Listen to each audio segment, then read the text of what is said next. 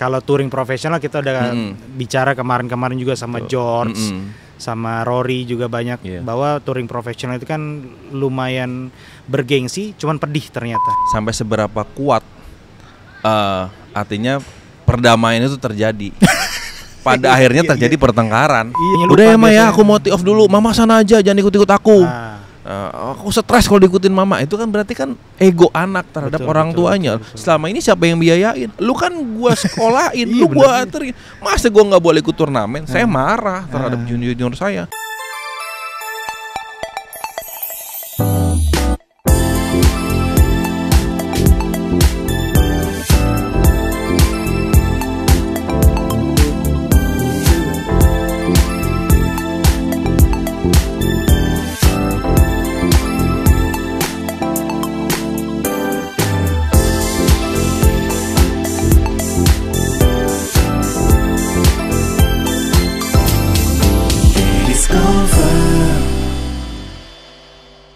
Halo Viewers and Golfers, apa kabar semuanya? Kembali lagi di channel Deddy's Golfer. Hari ini Deddy's Golfer ada di Top Golf Premier SCBD dan kita akan podcast dengan pelatih timnas guys, pelatih timnas golf Indonesia, Alga Topan. Anjay. Selamat ya, kemarin menang 4-1. Salah. Timnas bola. Jadi perjalanan karirnya Bang Alga yang lumayan unik karena pekerjaan sebagai pelatih timnas itu banyak, tapi timnas golf itu dari sekian ratus juta orang dan ratusan ribuan profesional. Kenapa Bang Alga yang dipilih? Itu yang harus kita tanya. Early life dulu Bang Alga. Bang Alga, jadi lahir dan besar di mana? Saya lahir di Bogor, ya artinya karena waktu itu kan Depok itu masih dalam provinsi Bogor. Ya. Oh, jadi di Depok sebenarnya? Depok. Sawangan. Ya, Sawangan. Oh gitu. Jadi guys, anak Sawangan guys. Saya salah satu juga dari putra kelahiran Sawangan. Putra kelahiran Aliandong.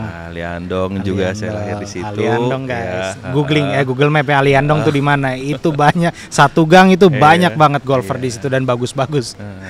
Jadi di Aliandong, tahun, boleh dong tahunnya? Saya lahir tahun 1983. Jauh berarti sama Bang Uke.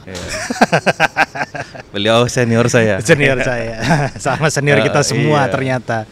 1983. Jadi beliau sudah berkarir amatir, kita masih TK. Ya, baru mulai belajar golf. Ya. Ditegesin lagi guys. Maaf ya Bang Uke ya. Jadi Bang Alga lahir 1983 dari keluarga golfer juga. Ya, kebetulan ayah saya seorang profesional golf juga dan memang teaching profesional juga, dan memang dari kecil ya keluarga kita semua lekat sekali dengan olahraga golf ini. Jadi semua kegiatan kita sekolah, kemudian sorenya kita latihan golf, sampai pada akhirnya itu menjadi sebuah kebiasaan di luar jam sekolah, di luar kegiatan akademis kita, ya artinya itu menjadi suatu kewajiban sekolah dan juga kewajiban berlatih golf. Latihan golf di mana tuh waktu itu? Waktu Sawangan itu ada 2 lapangan golf yang terdekat dengan rumah saya, yaitu Sawangan Golf dan juga Pondok Cabe Golf. Karena Sawangan Golf tidak ada driving range-nya, jadi kita lebih rutin latihan itu di Pondok Cabe Golf. Di Pondok Cabe untuk driving. Sehingga pada akhirnya saking seringnya setiap hari kita rutin latihan di sana, ya kita diberikan fasilitas lah. Menjadi atlet binaan junior klub Pondok Cabe Golf di bawah Yayasan Pertamina waktu itu tahun 92 awal sampai selesai. Dari tahun 92 sampai sekarang masih main golf berarti? Kita masih bahkan ini menjadi pekerjaan utama kita juga. Ya, artinya saya dan keluarga masih tetap berkarir di golf. Ayah saya juga masih aktif menjadi teaching profesional. Saya sendiri juga aktif di bidang ke pelatihan. Adik juga guys, sekeluarga juga kan? Dan adik saya 3 orang atlet. Adik saya juga Alga golfer Topan, semua. yang kedua, terus selanjutnya yang Dennis golfer, Vela, Dennis Vela, professional golfer, teaching professional juga. Kemudian terus, Fahmi Reza, pemain top juga tuh guys. Terus dan yang terakhir Muhammad Sandy Alfarabi. Sandy Alfarabi kemarin baru menang yang di Romangun. Menang. Dia di BW Driving Range. Iya, dia aktif di BW Driving Range. Home base-nya di sana, ngajar di sana juga. Betul, ya. Guys, 4 guys jadi profesional semua. Gimana tuh coba? Ngedidiknya gimana tuh? Bokap Pak Anam Koteng. Koteng. Itu bukan nama asli dong? Bukan, Koteng itu nama kakek. Oh, nama kakek. Iya, nama ayah saya Anam, tapi nama kakek kita jadi Pak Anam bin Koteng sebenarnya. Anam bin Koteng. Oke, baru tahu itu. Kirain julukan. Bukan. Ternyata emang nama keluarga. Nama keluarga. Berarti bisa kita panggil nih Alga Koteng juga bisa sebenarnya. Nggak menyalahi aturan, guys. Oke, jadi Pak Anam punya anaknya berapa berarti, Bang? Anaknya 4. 4 laki semua dan semuanya berkarir di dunia golf. Berkarir di bidang golf ya. Jadi itu Priok Nasi banyak bola golf lah itu ya. Iya. Jadi bola golf, stick golf, rumput itu golf semuanya ada di sekitar rumah kita. Iya. Bahkan ya kita tidur di stick golf. Istilahnya makan semua kehidupan tuh dari golf semua ya. Semua, iya. Darah dagingnya dari golf lah. Betul, gitu ya. Dan artinya kita memilih sampai pada akhirnya ya kita sekolah, kita kuliah sesuai apa yang orang tua anjurkan, apa yang orang tua perintahkan, kita mengikuti saja apa yang diminta, disuruh sebagai kewajiban anak.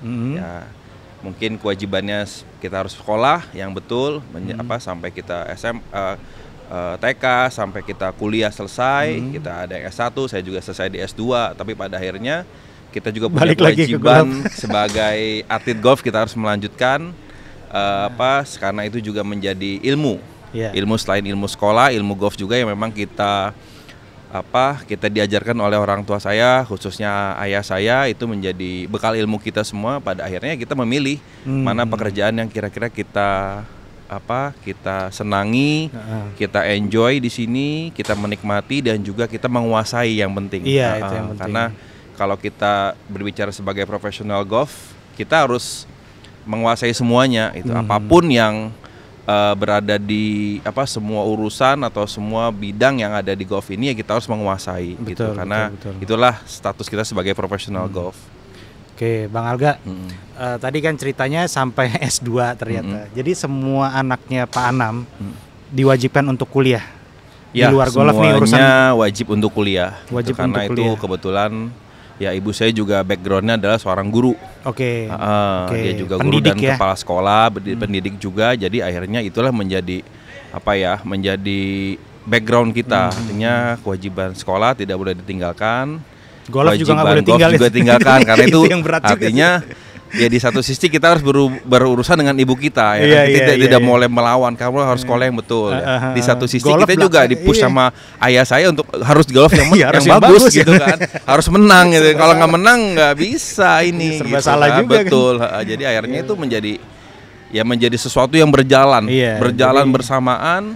Akhirnya jadi kalau umur pedang nih atas masa bawah kecil tajam. Kita sampai masa remaja kita gitu. Jadi kalau pedang tuh Bang, atas di bawah, atas diasah, bawah diasah. Bawah diasah. Jadi nggak ada pegangannya ya kan. Semuanya diasah semua gitu. Jadi jurusannya apa tuh Bang waktu itu? Kalau S1 saya di Tarumanegara, urusannya ekonomi manajemen. Sampai selesai gelar S3 sama saya. Kemudian saya break selama 3 tahun karena waktu itu kan juga setelah kuliah kan profesional. Setelah masa atlet selesai, sambil kuliah sambil menjadi atlet nasional, kemudian saya selesai menjadi atlet. Nah, punya cita-cita nih, setelah selesai S1, selesai masa kuliah, saya tidak mau bekerja di instansi. Saya juga inginlah seperti teman-teman, seperti Bang Uke atau teman-teman yang lain, seperti berkarir di golf gitu kan, menjadi tour player waktu itu. Nah, tour player berjalan terus dengan beberapa turnamen yang kita ikutin. Nah, sampai pada akhirnya mungkin kondisi tour series yang waktu itu juga di tahun 2009 nggak begitu ramai seperti tahun-tahun sebelumnya. 2009. Karena waktu itu kan ada seperti global krisis kedua ya. Benar 2008 itu. Akhirnya tour series ini tidak berjalan sering.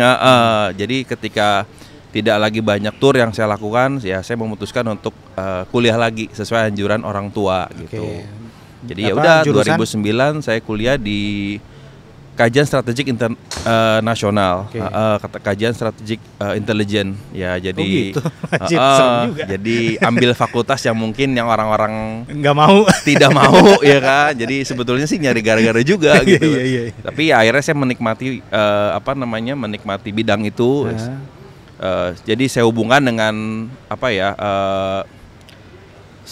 bidang yang saya geluti waktu atau fakultas yang saya dalami waktu saya S1 menjadi sarjana ekonomi, kemudian saya gabungan menjadi bidang intelijen. Jadi akhirnya ya saya mencoba mengcombine dari sisi manajemen strategik ataupun sebagai seorang analis ekonomi di bidang intelijen.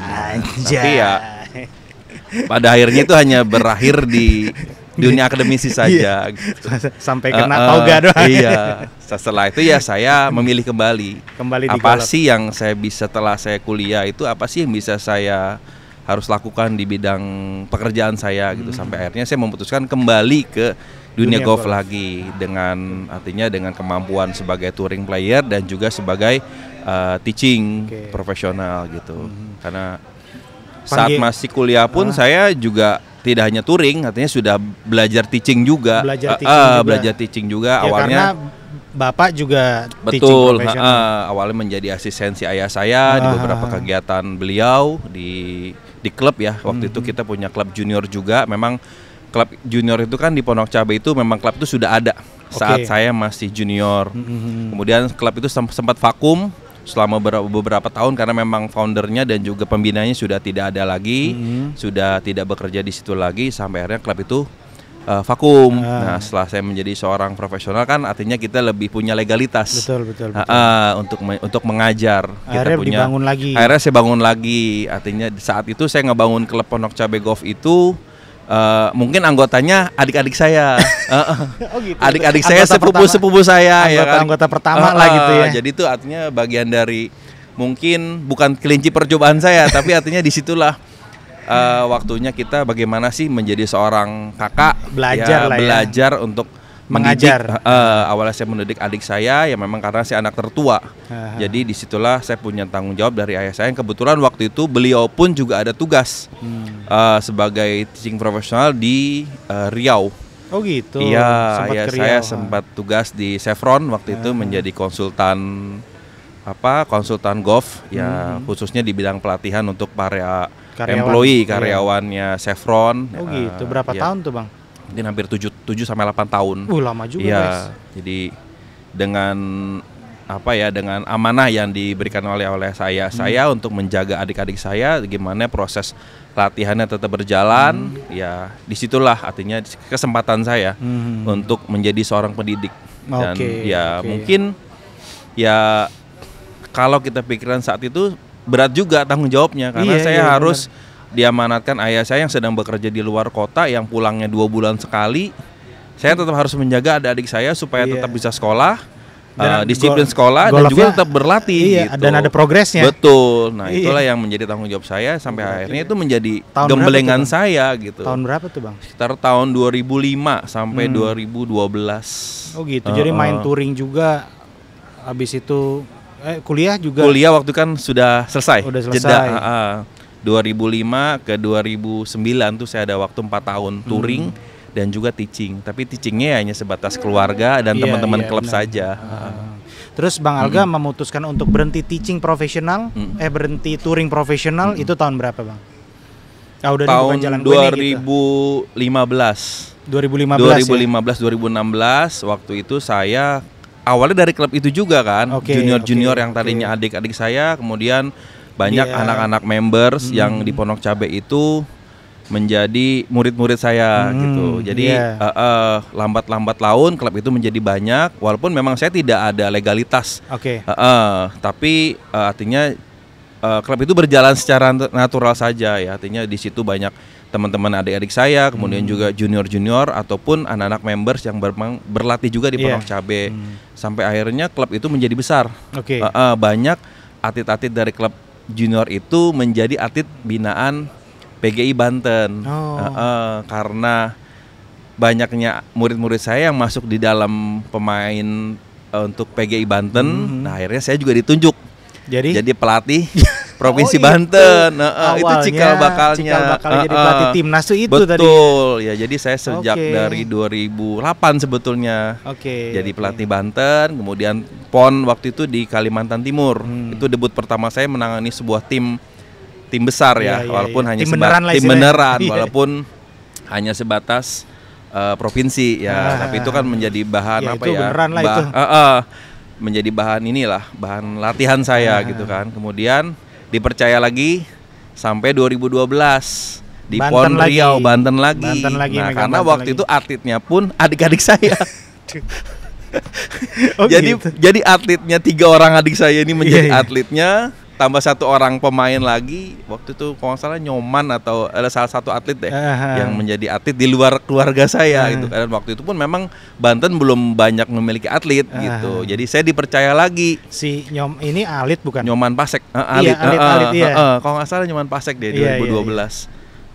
Kemudian ya saya dipercaya lagi untuk membawa tim Banten ini di PON Riau tahun 2012.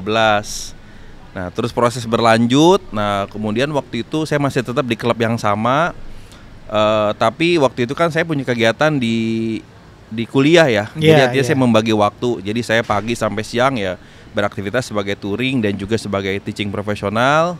Walaupun saya belajar di klub ya. Kemudian malamnya saya baru kuliah lagi gitu. Itu cukup berat sih waktu itu. Cukup berat dan kuliahnya juga saya harus latihan di Pondok Cabe. Udah nikah lagi waktu itu, Bang? Waktu itu belum nikah. Untungnya belum sih. Ribut di rumah. Saya ambil kuliahnya dapat kelasnya di UI Pasca Sarjana di Salemba. Nah, itu cukup berat, tapi ya saya harus mengikuti apa yang ibu saya sampaikan. Kamu harus selesaikan apapun kondisinya, karena ya mungkin kekhawatiran orang tua kan ya nggak ada bekal juga. Mungkin kita nggak tahu nih di golf ini seperti apa kan benar. Tapi nggak ada salahnya kamu membekali diri kamu untuk menjadi seorang sarjana lah gitu ya. Nanti anytime kamu mau kerja ya artinya di Indonesia kan gitu dan di Indonesia ini kan orang masih identik dengan yang namanya ijazah gitu. Jadi itulah yang menjadi kekhawatiran ibu saya. Karena boleh dibilang mungkin kalau kekhawatiran orang tua itu pekerjaan ini tidak ada pensiunnya gitu. Jadi ya bagaimana kamu nanti menjaga keluarga kamu ketika kamu sudah berumah tangga gitu. Jadi itu ya saya ngikuti aja, nggak melawan arus juga. Walaupun mungkin berat ya udah, nggak ada salahnya juga. Jalanin aja. Kalaupun nanti saya harus berhenti menjadi seorang profesional, apakah itu mungkin ya? Artinya hal-hal yang tidak kita inginkan, kita cedera kah atau apakah ya mungkin saya tetap bisa punya survive dengan keluarga, saya bisa bekerja dengan modal ijazah saya. Itu sih yang menjadi kekhawatiran dari ibu saya. Sampai pada akhirnya itu terus berjalan gitu. Saya tetap dengan kegiatan saya sudah menyelesaikan tugas saya, saya serahkan semuanya ke orang tua saya, udah ya, saya sudah kewajiban, tinggal mungkin waktunya saya memikirkan diri saya untuk bekerja full sebagai seorang profesional dan juga saya menikah tahun 2013. Ya udah sejak itu ya artinya kan ketika kita sudah menikah orang tua kita sudah tidak lagi lah punya kewajiban gitu. Kamu pilih, kamu jaga keluarga kamu dengan pekerjaan yang kamu pilih gitu. Buat jadi saya setelah lulus semua udah beres, Bang Alga nikah. Baru nikah tahun 2013. Jadi kelar kuliah 2012 saya nikah.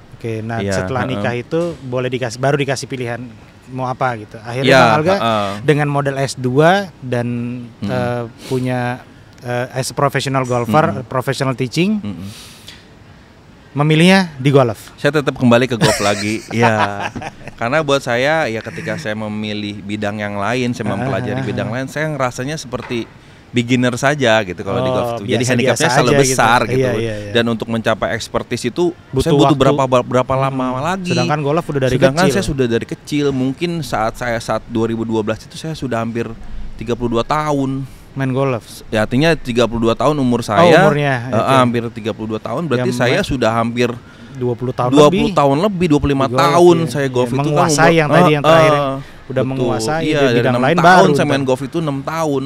Ya jadi Saat itu usia saya 30 tahun, berarti hampir 24 tahun saya menguasai bidang golf Masa ini. ditinggal gitu? Masa saya harus meninggalkan? Itu sih yang menjadi keberatan saya waktu itu. Sampai akhirnya pun ya orang tua juga mengarahkan saya untuk ketemu relasi dengan teman-teman ibu saya ataupun dengan saudara-saudara yang mungkin masih memiliki memiliki jabatan lah di bidang mereka masing-masing. Nah, intinya ada disuruh kerja juga. Betul, nggak salah juga ibu saya nyuruh saya menjadi seorang PNS. Karena memang keluarga besar dari ibu saya adalah semuanya mayoritas adalah PNS. Oh, emang sempat disuruh tuh, disuruh soal ibu saya gitu. Karena mumpung kasarnya kalau mumpung orang ada. Betawi bilang mumpung omnya kamu nih masih punya jabatan, masih punya koneksi, kenapa nggak ada salahnya sih minta tolong atau misalnya direkomendasikan. Tapi saya tetap hati nggak bisa belum berubah. bisa memilih itu gitu kan, berat hati untuk meninggalkan pekerjaan golf ini gitu. Bang, jadi dari touring profesional berhenti akhirnya jadi teaching profesional full itu tahun berapa? Yang full nih udah nggak ikut-ikut touring 2016. lagi. 2016 ya. 2016. Itu masih megang tim Banten waktu tim itu. Banten saya dipercaya lagi tuh gitu. untuk tim Banten tahun 2016 PON terakhir. PON Jawa Barat, PON Jawa Barat. Saat itu juga pun saya punya kegiatan juga. Apa tuh? Menjadi teaching profesional di salah satu golf academy. Apa namanya? Yang namanya NGI, National Golf Institute. Oh, ini bajunya nih. Ini salah satu. National Golf Institute. Jadi dipercaya di NGI, dipercaya juga di Banten. Tim Banten. Selain juga mengikuti kegiatan saya, ya private saya masih jalankan juga. Iya, guys. Jadi ya. Gila, kantong kanan, kantong kiri, kantong depan, guys. Jadi ya semua kegiatan saya jalan aja karena saya bilang saya memutuskan. Seneng ya tapi ya. Seneng karena saya memutuskan untuk bekerja di bidang golf ini saya harus maksimal. Harus tanggung jawab juga ya. Jadi ngajar itu tidak lagi menjadi sampingan tapi menjadi full seperti orang bekerja employee di suatu perusahaan. Jadi dari pagi ke sore. Atau siang ke malam gitu kan. Tapi keluarga ini Bang. Keluarga mendukung. Alhamdulillah keluarga mendukung, ya artinya dengan pekerjaan sebagai profesional ini kan memang tidak ada waktu. Benar, ya, kadang-kadang malam ya. Iya, kan? Malam kita harus kerja. Kemudian jam 6 pagi udah di pagi-pagi itu driving range lagi ya kan. Siang yang waktunya sering nih guys, Sabtu Minggu kita ada acara keluarga. Keluarga mertua ada acara, keluarga kita ada acara. Kalau keluarga saya sih memang ya karena memang udah ngerti dari dulu udah ngerti, tapi kan keluarga mertua saya atau keluarga istri saya emang masa Sabtu kerja, Sabtu Minggu kerja ya kan. Justru itu kita nanggung. Itu waktu panennya di situ. Itu sih yang sebenarnya menjadi hambatan juga gitu sampai akhirnya keluarga bisa menerima ini adalah resiko pekerjaan. Itu sampai akhirnya lambat laun saya selesai di Jabar di Banten ya setelah PON Jabar. Nah kemudian saya waktu itu pun karena NGI ini kan kepemilikannya adalah dibuat karena waktu itu Pak Murdayapo menjadi seorang ketua. Ketua Umum Persatuan Golf Indonesia periode 2014 sampai 2018. Nah saya diberikan kesempatan untuk bekerja di NGI. Menjadi salah satu pelatih di sana, tapi saya khusus programnya itu program junior, grassroots. Jadi artinya NGI itu menjadi pilot project untuk pembinaan junior usia dini. Umur berapa Bang mulai? Umur 5 sampai 15 tahun. Kalau saya nggak salah NGI bareng Bang Junaidi Ibrahim juga ya? Kalau Bang Junaidi di pagi dah. Perkumpulan Akademi Golf Indonesia di Emeralda. Saya di Emeralda juga, tapi kelasnya kita berbeda. Beliau di driving range-nya, saya juga di driving range-nya, tapi kita tempatnya bersebelahan. Yang seberang sana, seberang sini ya, betul. Jadi NGI punya tempat sendiri di Emeralda. Jadi itu berjalan sampai akhirnya ya kita punya tim coach di NGI itu yang juga memang menghandle tim nasional. Waktu itu ada coach Lori, coach David yang memang dikontrak sama Pak Murdayapo untuk menangani National Development Program. Itu coachnya Kevin juga. Naraji, itu semua sampai akhirnya saya diberikan kesempatan juga sama beliau-beliau itu untuk menjadi sebagai local coach. Yang mengasistensi mereka. Belajar banyak dong Bang. Mengasistensi mereka karena mereka tidak bisa berdua ada di Indonesia sepanjang tahun. Ya, jadi mereka per 2 bulan sekali rolling karena mereka kan waktu itu punya akademi juga di Perth, namanya Pro Tour Golf College yang kolaborasi sama NGI untuk menjalankan program pembinaan nasional. Jadi program itu berjalan, saya tetap dengan program saya di NGI ya, karena memang saya sudah tidak touring lagi, berarti saya punya banyak waktu full time di teaching. Nah, sebagai saya juga tidak ada ikatan dengan daerah manapun. Nah, jadi tidak ada lagi obligasi untuk pergi ke mana-mana lagi gitu. Jadi saya fokus full time di NGI. Full time, tapi private masih. Private masih. Iya, itu nggak full time. Iya, jadi bekerja sebagai employee di NGI. Habis kerja private lagi. Before and after ya. Before and after. Before-nya subuh ya, after-nya sore ya. Nah, itu sampai akhirnya ya mungkin mereka nyaman kerja dengan saya dan saya bisa mengasistensi mereka. 2016 itu saya mungkin baru berapa bulan di NGI, saya di 2015 sebetulnya, 2015 awal. Mungkin saya sempat 3-4 bulan training dengan mereka di Emeralda. Sampai akhirnya saya diberikan kepercayaan juga untuk menangani tim junior. Tim junior nasional waktu itu turnamen pertama kali. Pemainnya siapa aja dulu? Waktu itu tuh Naraji masih junior. Naraji junior. Jadi Naraji dari junior udah Abang pegang, udah coach. Iya, sama saya tuh ikut waktu itu debut pertama saya di nasional itu turnamen golf Asian School Games. Waktu itu di Brunei Darussalam. Sama di Chiang Mai waktu itu 2015 2016.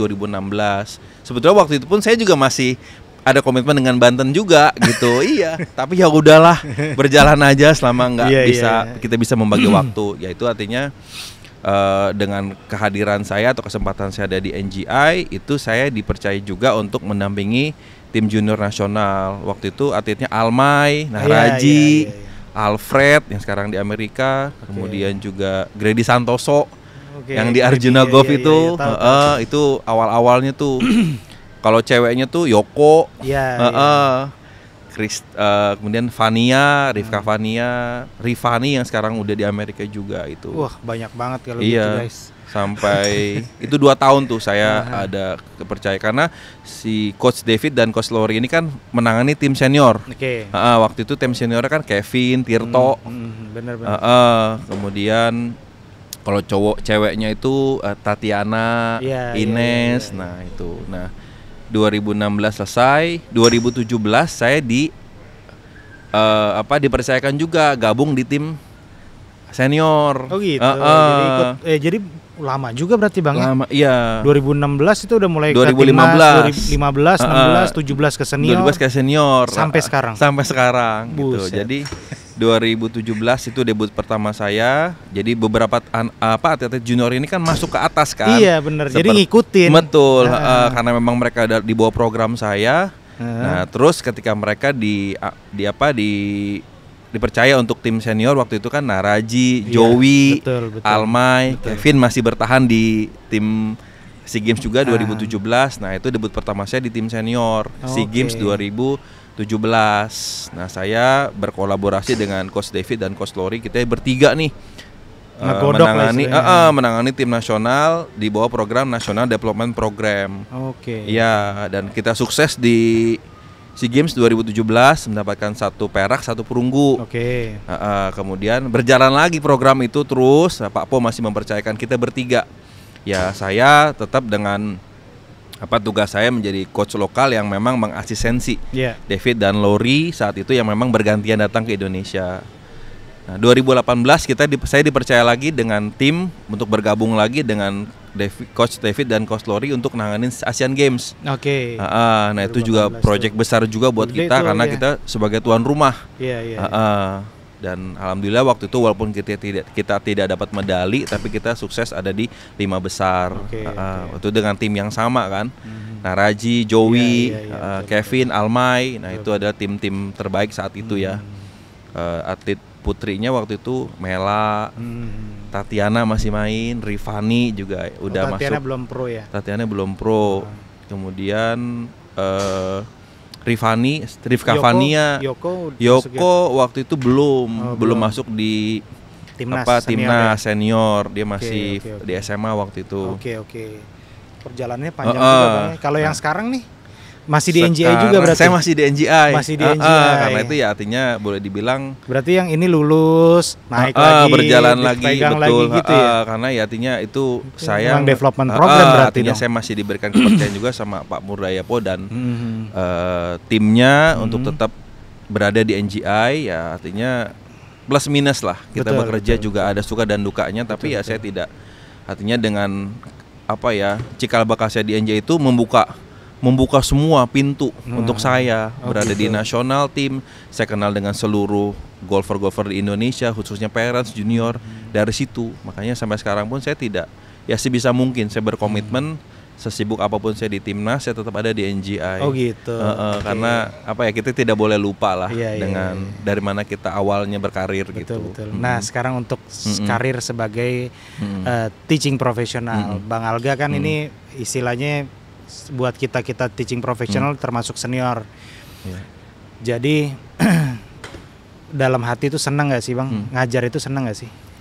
Saya menikmati ya. Artinya gini. Apa hobi juga kali golfnya? Jadi senang juga. Ya? Awalnya memang kita hobi golf itu. Kedua kita menguasai. Ketiga ada rasa kalau saya lebih kepada kepuasan. Kedua yang terakhir sebetulnya saya lebih kepada kenapa saya memutuskan untuk fokus di teaching. Sebenarnya saya tidak dalam posisi menjadi seorang religius atau tapi saya pernah beberapa kali saya belajar dengan beberapa teman yang memang sudah mungkin notabene adalah hijrah gitu tapi saya tidak full seperti mereka.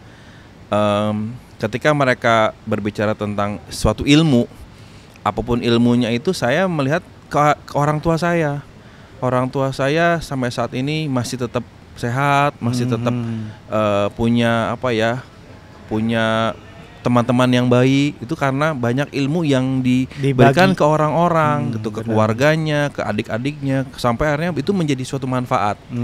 Saya melihat keberkahan dari situ. Jadi kalau saya sebagai touring profesional itu mungkin ilmunya buat untuk sendiri. Untuk saya saja. Tapi ketika saya fokus juga untuk teaching profesional, akhirnya ilmu itu juga untuk orang lain. Walaupun kita bekerja di situ, tapi kan lebih dari itu banyak hal juga sebagai pahala lah untuk kita gitu. Mungkin lebih pahala kepada dapat rekening gendut. Jadi artinya keberkahannya dari situ mungkin. Jadi saya percaya itu sih. Jadi dan ada rasa senang juga ketika apa yang kita punya bisa kita sharing ke orang lain, walaupun kita memang bekerja di situ. Betul. Nah, nih Bang, banyak orang yang nanya. Cara jadi touring profesional itu, cara jadi teaching profesional itu caranya gimana? Bang Alga kan juga di PGA Indonesia di bidang kepelatihan dan sertifikasi nasional. Kepelatihan dan sertifikasi. Betul, itu ngapain aja sih Bang sebenarnya sertifikasi gitu? Pertama untuk seorang amatir yang memang belum pernah punya histori sebagai atlet, itu harus mengikuti tahapan di Playing Ability Test. PAT yang diselenggarakan oleh teman-teman PGA Indonesia. Biasanya itu setiap 1 tahun itu 2-3 kali. Oh gitu, dulu saya setahun sekali. Iya, saya juga dulu waktu itu tahun 2005.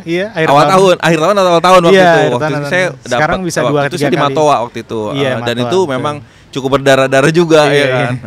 Jadi saya mengalami proses itu menjadi ikuti playing ability test.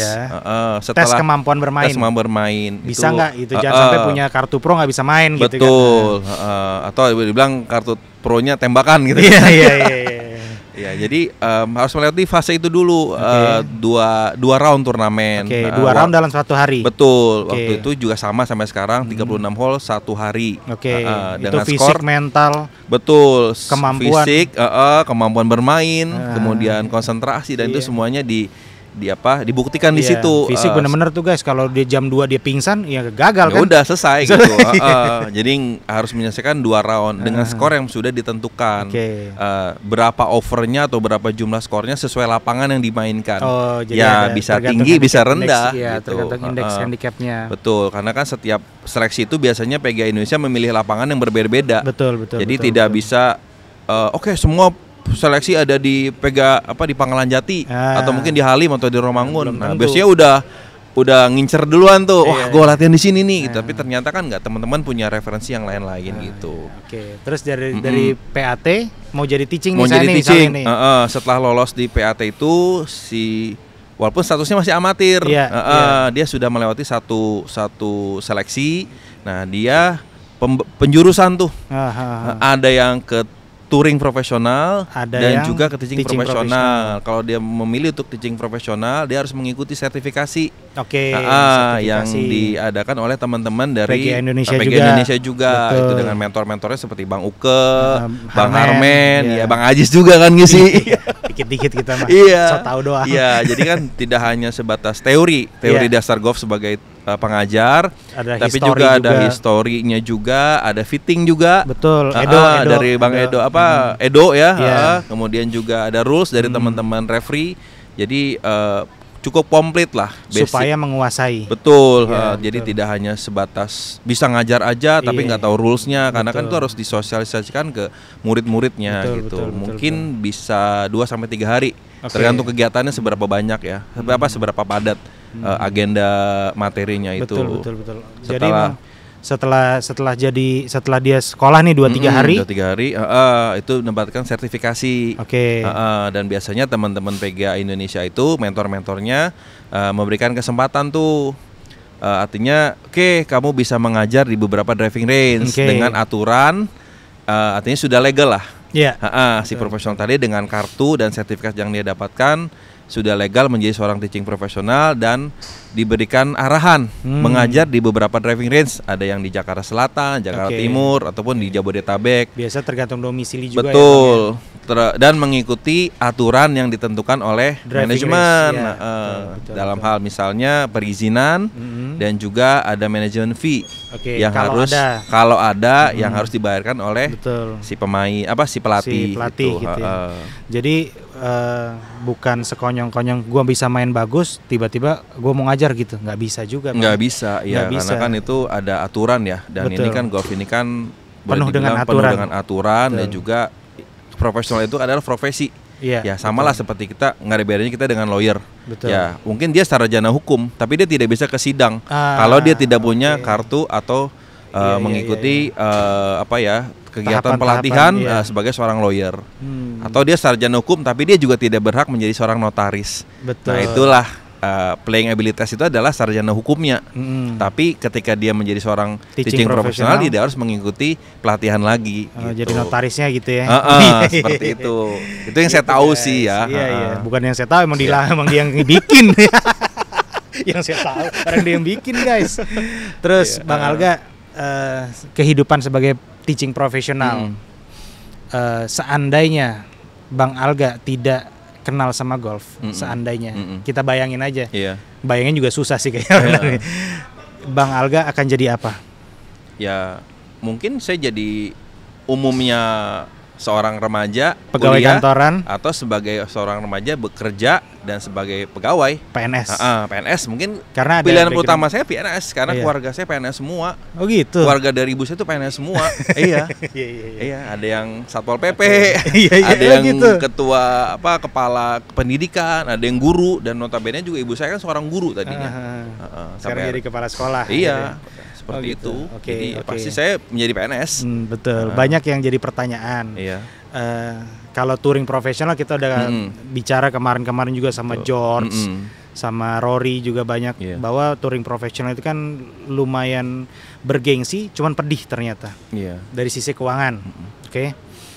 Kalau dari teaching profesional, dari Bang Alga sendiri nih ya, dengan kegiatan NGI, Timnas, private, itu cukup atau enggak?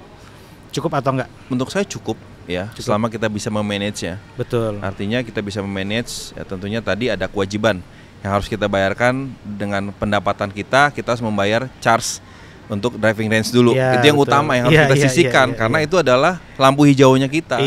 Ketika kita gerbang untuk kerja ketika kita tidak bayar itu ya kita akan kehilangan tempat pekerjaan kita. Kita tidak boleh mengajar lagi di situ. Berarti itu cost yang pertama harus kita keluarkan. Kedua ya transportasi kita. Ketiga pakaian dan sepatu kita dan lain-lainnya, karena itu kan sebagai modal performance kita sebagai profesional. Ketiga ya kesehatan kita. Artinya vitamin kita, makan kita yang baik. ngajar bengek. Bener, iya. Bener juga sih. Keempat ya latihan kita. Kita kan tetap harus berlatih. Iya, jangan nyontoin topping. Bolanya nggak kepukul. Gimana caranya? Nyuruh orang mukul, begitu kita pukul topping kan. Itu juga harus merupakan biaya yang harus kita keluarkan. Saat kita tidak ada lesson, ya kita tetap harus latihan, membeli bola. Masih Bang Alga mukul, saya nggak pernah lihat. Iya, paling sebulan sekali.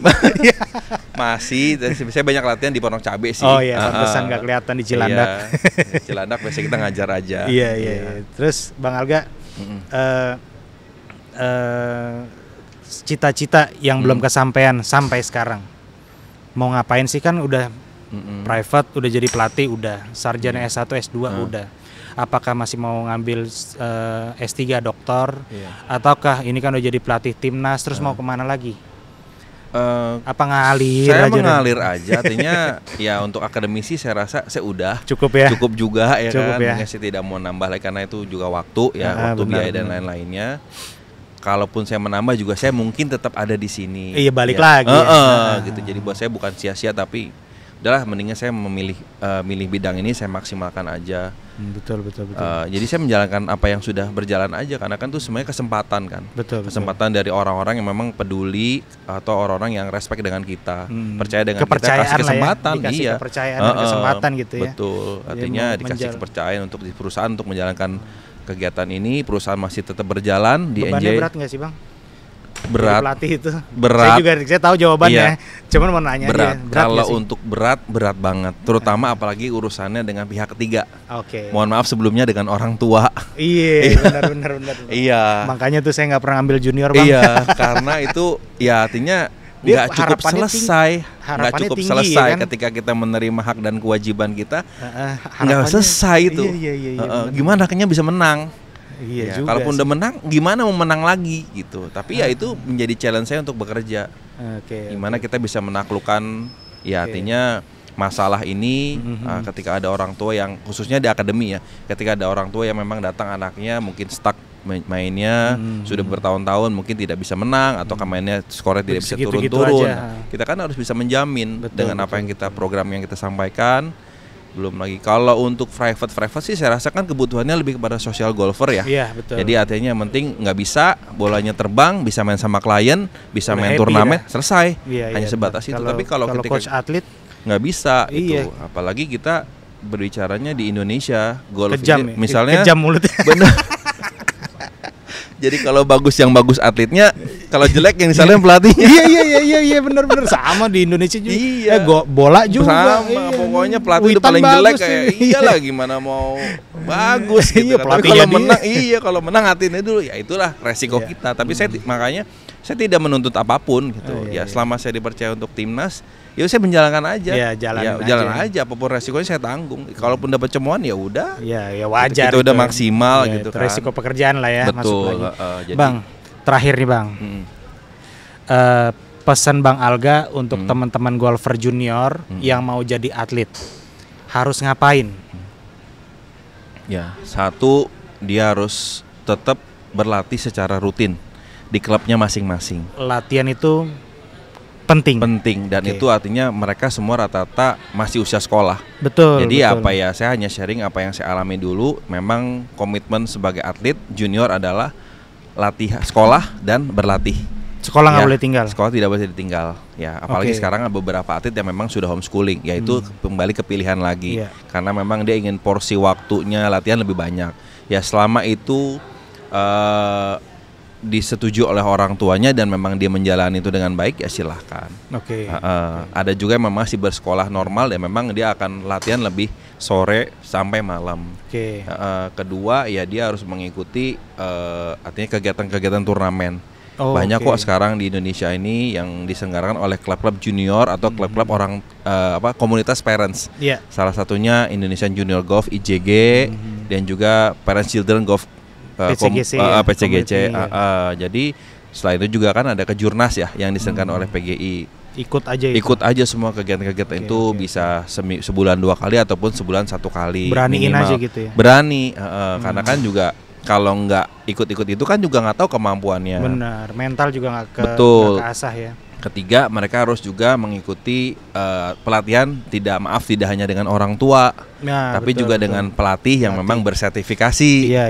Ya, tentunya itu juga memberikan masukan untuk si atlet bagaimana program selanjutnya setelah dia jadi junior ke amatir, karena kan mungkin ya siapapun pelatihnya juga pasti akan bertanggung jawab dan juga ingin si muridnya ini juga baik. Seperti itu. Bang Alga, tadi ada saya dengar berlatih di klubnya masing-masing. Kenapa itu mungkin nyambungnya latihan di klub, karena di klub itu ada pelatihnya, betul. Karena kan banyak juga ngerasa, maaf nih Bang ya, maaf nih teman-temannya, karena saya misalnya orang tua, bukan profesional golfer, tidak punya sertifikat, anak saya bisa main. Betul. Anaknya suruh latihan sama saya gitu, itu banyak. Iya. Dan saya pribadi sih nggak setuju. Kalau pendapat Bang Alga gimana? Ya sebetulnya sih kalau dari sisi saya sah-sah saja, karena kan itu benar. Anak terhadap orang tua. Betul. Ya, tetapi pada akhirnya sampai seberapa kuat artinya perdamaian itu terjadi. Pada akhirnya terjadi pertengkaran. Iya. Bang Alga gini, ngalamin tuh dulu. Saya mengalami itu dan saya mungkin salah satu bagian dari pelarian pertengkaran itu. Gitu. Ketika orang tua sama anak sudah terjadi pertengkaran, artinya si anak sudah membangkang terhadap orang tuanya pun sudah tidak bisa lagi ngasih tahu anaknya, ya mungkin konsultasi ke saya atau masuk di akademi saya. Saya kira Bang Alga waktu junior sama Babe begitu. Enggak, kita nggak berani. Jagoan dia megang sandwich kenain mata kaki kan. Jadi ya itu sih yang saya kepada arah situ ya, karena kan artinya mungkin orang tua juga banyak juga single handicap. Benar. Tapi kan gitu. Ketika dia menangani sebuah junior itu kan beda ya. Karena kadang pressure orang tua dengan pressure pelatih itu beda. Betul. Ya orang tua mungkin kan dia yang bayarin, dia yang nganterin, emosinya lebih. Kalau gitu. pelatih kan megang ditransfer. Ya mungkin pelatih kan mungkin agak ntar dulu deh ya kan. Ya kan mungkin kalaupun dia melihat anak itu dimarahin sama orang tuanya, mungkin si pelatihnya sebagai penenang. Nah, itu kan fungsi pelatih di situ. Okay. Dan tentunya juga artinya meringankan kerja orang tua juga, jadi bisa tetap fokus bisnis, bisa tetap fokus bekerja untuk membiayai biaya si atlet gitu. Jadi itu sih jangan sampai, artinya gini, kalau saya lebih menekan kepada, saya juga punya anak yang memang bermain golf juga, junior masih 8 dan 10 tahun, juga sudah ikut turnamen juga. Jadi jangan sampai saya tidak dalam posisi menggurui ya, tapi artinya gini, jangan sampai anak itu ke pressure saat dia turnamen. Biarkan pressure itu muncul dari lawannya, dari lapangannya.